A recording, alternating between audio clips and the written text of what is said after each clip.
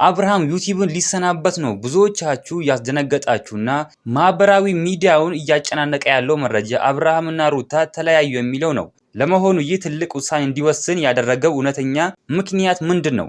ወሬ ወይስ እውነት? እስከ ቪዲዮ መጨረሻ ድረስ አብራችሁን ቆዩ።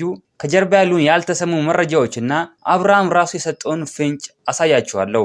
ሰላም ጤና ይስጥልኝ ቤተሰቦቼ፣ ዛሬ ስለ ሁላችንም ተወዳጅ ዩቲዩበር አብርሃም ወቅታዊ ሁኔታ እንነጋገራለን። ሰሞኑን በየቦታው አብርሃም ዩቲዩብ ሊያቆም ነው የሚባል መረጃዎች እየተሰራጩ ነው። በተለይ ደግሞ ከሩታ ጋር ያላቸው ለዚህ ውሳኔ ሰበብ እንደሆነ እየተረጋገጠ ይገኛል። እውነት አብርሃም የለፋበትን ቻናል በቀላሉ ይተዋል ወይስ ይህ ሌላ ትልቅ ነገር ነው? እንደሚታወቀው አብርሃምና ሩታ በቪዲዮአቸው ላይ ያላቸው ጥምረት ለብዙዎች ደስታ ነበር። ነገር ግን በቅርብ ጊዜ ቪዲዮዎቻቸው ላይ የሚታዩ ምልክቶችና አንዳንድ የሚሰጧቸው አስተያየቶች በመካከላቸው የሆነ ክፍተት እንዳለ ይጠቁማል። አንዳንድ መረጃዎች እንደሚጠቁሙት በስራና በግል ህይወት መካከል ያለው መስመር መደብዘዝ በመካከላቸው አለመግባባት ተፈጥሯል። ይህ አለመግባባት ደግሞ አብርሃም ላይ የአእምሮ ጫና ፈጥሮበታል ተብሎ ይታሰባል።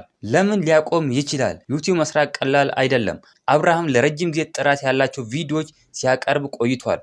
አሁን ግን የሰዎች ግፊት፣ የግል ህይወት ወሬዎች እና ከሩታ ጋር ያለው ግንኙነት ትኩረት ማግኘቱ ለስራው እንቅፋት ሊሆንበት ይችላል። ቢሆንም ግን አብርሃም እስካሁን በይፋ አቁሜያለሁ ብሎ አላወጀም። ይህ ማለት ምናልባት የጊዜያዊ እረፍት ፈልጎ ሊሆን ይችላል። በመጨረሻም አብርሃም ቢቆይም ባይቆይም የሱ ውሳኔ ነው። እኛ እንደ ተከታታይ የምንመኘው ደስተኛ ሆኖ እንዲቀጥል ነው። እናንተስ ምን ትላላችሁ? አብርሃም ዩቲዩብ ቢያቆም ይጎዳል ወይስ ለውጥ ያመጣል? ከሩታ ጋር ያላቸው ነገር እንዲህ በቀላሉ የሚያልቅ ይመስላችኋል?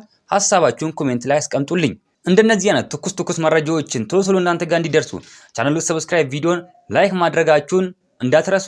በሌላ ቪዲዮ እስከምንገናኝ በያላችሁበት የዓለም ዳርቻ ሰላማችሁ ብዝት ይበልልኝ። ደህና ሁኑልኝ።